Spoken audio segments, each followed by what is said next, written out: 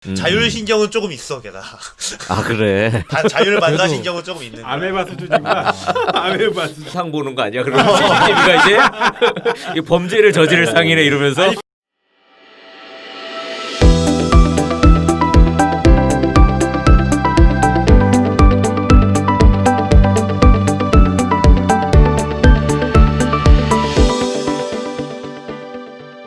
인공지능 칩이라고 하는 이 반도체 하는 것이 과연 어떤 변화를 가져올 건가? 이제 저는 예전에는 인공지능 하면 그 컴퓨터나 아니면 알파고처럼 이런 거 그냥 다 그냥 가지고 있는 줄 알았는데 그렇지 않았고, 이게 어떻게 알고리즘을 그 인공지능을 운영을 하냐면, 머신러닝은 첫 번째로 알고리즘을 작성을 하고 이거를 하나의 칩에다 내장을 해요. 내장을 해서 데이터를 학습시킵니다. 어떻게 학습을 시키냐면, 저는 이제 있는 쪽이 해군 쪽에 일을 하다 보니까 뭐 엔진이나 이런 기계 장비에 진동이나 소음, 열 이런 것들을 측정하게끔 장비에 이제 부착하거나 내장을 해서 거기서 정보를 받아요. 그 칩을 거기에 데이터를 막 축적을 합니다.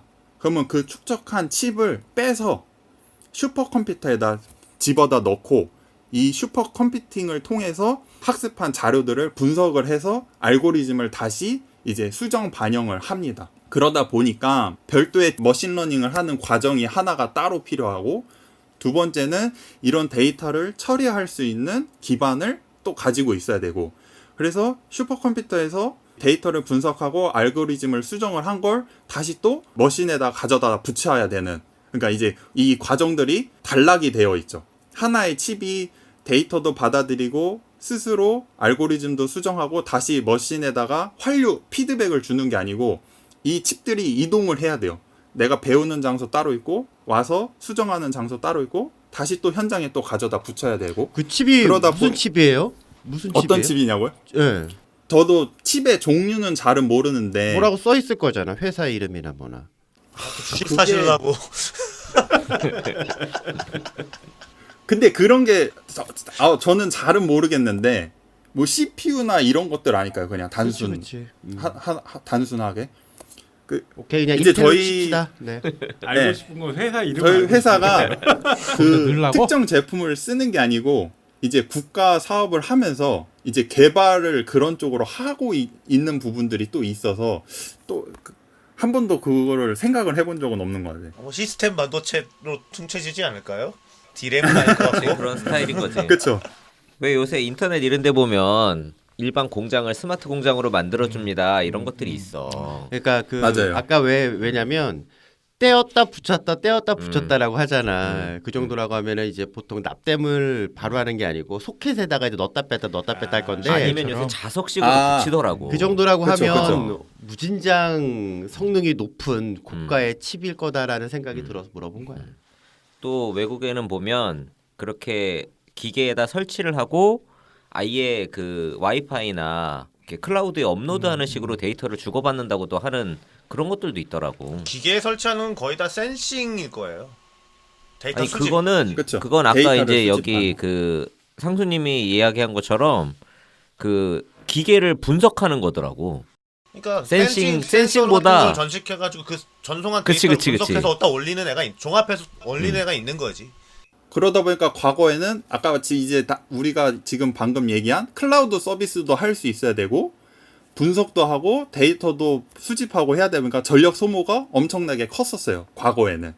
근데 이제는 인공지능 칩을 개발을 하면 이제 장점으로 내세우는 게 뭐냐면, 이 인공지능 칩을 장비 내에 아예 내장을 해서 컴퓨터가 스스로 데이터도 학습하고 머신러닝을 수행을 하는 어떤 이런 자체적인 연산 기능이 가능해지면서 슈퍼컴퓨터를 필요로 했던 머신러닝과는 다른, 이제 이거를 전문 용어로 온 디바이스 AI라고 하더라고요. 그러니까 장비에 붙어있는 AI라는 뜻 같은데, 이 결과를 바로 인공지능 칩이 처리를 하기 때문에 이거를 이제 뭐라고 부르냐면 뉴럴 프로세싱 유닛, 그러니까 신경망 처리라고 해서 자기가 그 대규모 대량의 데이터를 병렬 연산을 해서 클라우드에 보내거나 다시 그걸 받는 서비스가 없어도, 즉 인터넷이 없어도 되기 때문에 전력 소모량도 이제 적고 전력을 많이 필요로 하지 않기 때문에 우리가 사용하는 소형 가전제품이라든가 이제 쉽게 얘기하면 뭐 스마트폰 같은 데에도 직접적으로 활용이 가능을 해지더라라고 이제 장점을 일단은 얘기를 하고 그래서 그런 만약에 칩이 그러면 그 로봇 같은 데에도 쓰일 수 있겠네요. 그렇게 되면. 맞습니다. 아니, 그 우리 터미네이터 영화 보면 그 터미네이터가 오잖아요. 걔는 사실 자체 전력으로 움직이는데 걔도 자체적으로 뭐 어디 네트워크 연결해서 하는 게 아니고 자체적으로 자기가 분석해서 판단해서 하듯이 미래 네. 로봇은 그렇게 해도 될 수 있다는 얘기네요. 맞습니다. 이제 인공지능 칩이 발전이 되면 될수록 이제 그 장비 스스로 학습하고 행동하고 그다음에 그 알고리즘을 통한 연산 과정을 통해서 그 결과 값이 나오면 그 행동을 하게끔 이제 개발이 이제 앞으로 될 수 있다. 이 요즘 인공지능 칩이 그 가져올. 비트코인 채굴기 어떻게 돼가? 아니 왜냐면 GPU가 많이 떨어졌어. 그러니까 아니 그 많이 채굴기의 가장 큰 단점이 전력을 많이 먹는다. 그래서 다 걸리잖아. GPU가 엄청 팔린 거야. 어. 그래서 근데 아까 얘기 들어보니까 앞으로 저전력 설계 가능하다 더 지금보다 더 그러니까 갑자기 생각났어. 그러니까 지금 인텔이랑 엔비디아 이런 건 어차피 그냥 고전력 고성능 칩인 거고 AI나 스마트폰이나 들어가는 거는 저전력 칩으로 지금 따로 계열이 생기는 거잖아요. 맞습니다. 그거예요. 근데 저기 인공지능 칩 분류해 보면 GPU나 이런 것들은 그 학습용 칩이라고 부르고 그러니까 인공지능 칩이 종류가 세 종류가 있다고 대표적으로. 근데 GPU도 인공지능 칩이고 상수님이 이야기하는 건 아마 이런 학습용 칩 단계를 넘어선 이제 뭐 학습 플러스 추론 뭐 이런 것까지 다 하는 거의 그런 장기율. 칩으로 이제 넘어간다 그 얘기 하시는 건가? 그러니까 수집 분석 뭐 행동까지 다 같이 한 방에 모아놓는 거를 디바이스에 붙이면 온 디바이스 AI인데 그게 이제 저전력이 돼야 가능한 거라는 거잖아. 거의 자기 학습 이게 이제 되는 거네요. 뒤에 제가 내용은 준비했는데 사실 이게 복잡해서 안 하고 건너뛸까 했는데 그 이제 길마다님이 말씀하신 거를 얘기를 하면은 기존에는 그 학습하는 부분은 이제 내가 저장을 해야 되잖아요. 그치.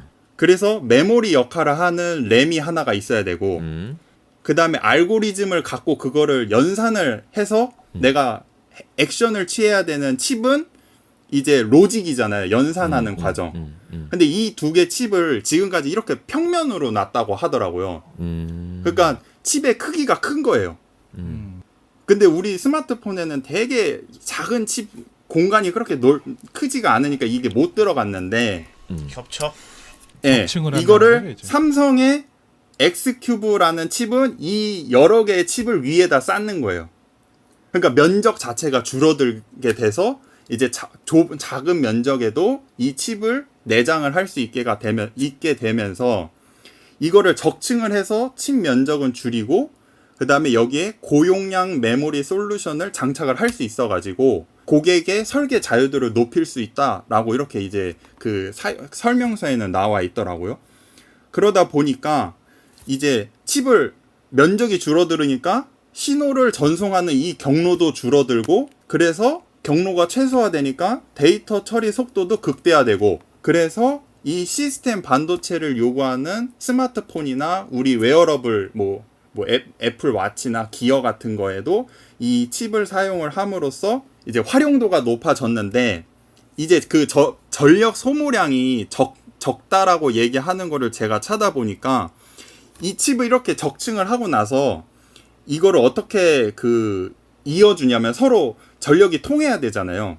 그거를 무슨 실리콘 관통 전극이라는 기술을 통해서 칩의 아래에 있는 칩하고 위에 있는 칩의 와이어를 이렇게 이어가지고 전력을 통과하게 하는 것보다 이 칩의 구멍을 뽕뽕뽕뽕 뚫어가지고 이 전극이 연결되게끔 이제 만들어서 이 전력 소비를 크게 줄였다. 이렇게 이제 기술이 개발이 되었다라고 하면서 그래서 궁극적으로는 온 디바이스 AI라는 거는 클라우드를 거치지 않고 그래서 응답 속도가 빠르고 그 다음에 네트워크가 없는 환경에서 돌아갈 수 있기 때문에 저전력, 저비용으로 사용이 가능해서 이게 이동통신 기술과 결합하고 주변 기기들과 만약에 클라우드로 상호 연결까지 하게 되면은 새로운 추론과 학습이 가능해질 것으로 판단된다. 이렇게 이제 예측을 하더라고요. 터미네이터네, 터미네이터. 근데 그쵸. 요새 그 스마트폰에 보면 왜 시리 이런 거 있잖아. 음. 그런 거 인공지능이라고 하잖아. 네. 그러면 이게 지금 온 디바이스 AI인가 얘도? 아니지, 걔는 클라우드에 갔다 오잖아요. 근데 시리가 이게 저거 연결 안 돼 있어도 되지 않나? 안 되나? 연결이 아니, 인터넷 그러니까 연결이 안 되나? 기본적으로 심어져 있는 것도 있는데 복잡한 음. 건 갔다 오고. 그러니까 시리는 기본적으로 귀랑 입이야. 머리는 딴 데 있긴 한데 자율신경은 조금 있어, 걔가. 아 그래. 자율 반사신경은 조금 있는 거야. 아메바 수준인가?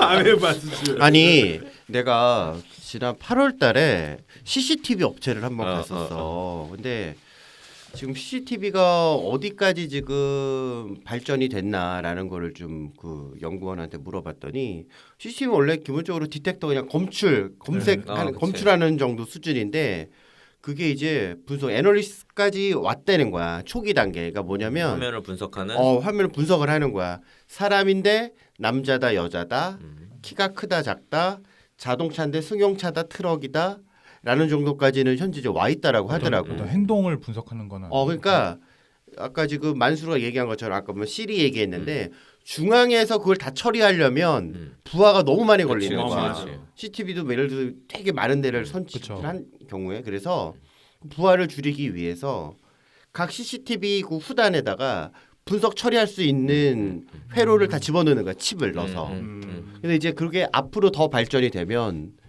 다 죽는 거지 이제. 카메라 자체에 넣을 수도 있겠네. 그 카메라 자체에 넣으려고 한다는 거야. 그러니까 이게 넣기 그 시작하고 있고. 지금 그 CCTV에 앞에 세대 CCTV가 모아놓은 데이터를 가지고서 그 GPU나 CPU들이 열심히 연산을 해가지고 그 그렇지, 알고리즘 그렇지. 세트가 나오면 그게 다음 버전에 들어가고 이렇게 해서 계속 피드백으로 넘어갈 때마다 세대가 올라가는 거지. 그러다가 이제 딱 끊어지고 통신 클라우드가 없어지고 통신 기능만 서로 장착한 터미네이터들이 돌아다니면 이제 짱인 거지. 스카이넷이 나오는 거지. 그러니까 이제 조심해야 돼 길다릴 때. 관상 보는 거 아니야? 그러면 CCTV가 이제 이 범죄를 저지를 상이네 이러면서. 마이너리티 리포트도 그거를 아니고. 하고 있는 게 중국에서 하고 있잖아요. 신장에서. 그렇지. 그거 하고 있잖아. 걔네가 그 기술이 엄청 발달해가지고. 그 보니까 얘기 들어보니까 CCTV 쪽 카메라 쪽에 그러니까 그 센서 CCD 시모스 센서 말고 요 CPU 쪽은 MCU 쪽은 하이실리콘이라는 애들이 독보적이더라고. 그 중국이거든. 중국이죠. 그래서 아마 이번에 저기 누구야 트럼프가 얘네도 까기 시작했을 걸 아마도 화웨이 하이 다음에는 실리콘이 아니라 S 뭐던데? 하이실리콘. 하이 실리콘인가? 거의 뭐 지금 화웨이는 저기 뭐야 이미 목 조르고 있지. 그 시장을 이제 화웨이는 때릴 만큼 때렸고. 들어오려고 하는 애들 이제 퀄컴이라고 하는데 아직까지는 그쪽은 걔네들이 꽉 잡고 떨어더라고. 중국은 이미 그거를 많이 팔았더라고. 그 사람들 얼굴 센싱 해가지고 감시하는 거랑 또 전자 카드 같은 거. 주민등록증이라고 해야 되나? 그런 이제 걸로 해서. 베네수엘라에 팔았죠. 어. 감시 사람- 통제 이런 거는 역시 중국이 짱이지. 그걸 벌써 근데 많이 팔았어. 하고 있는 나라들이 꽤 많아. 아니 뭐 구경 방송이 사람들- CCTV인데 뭐. 등록하게 하고 아 그러네.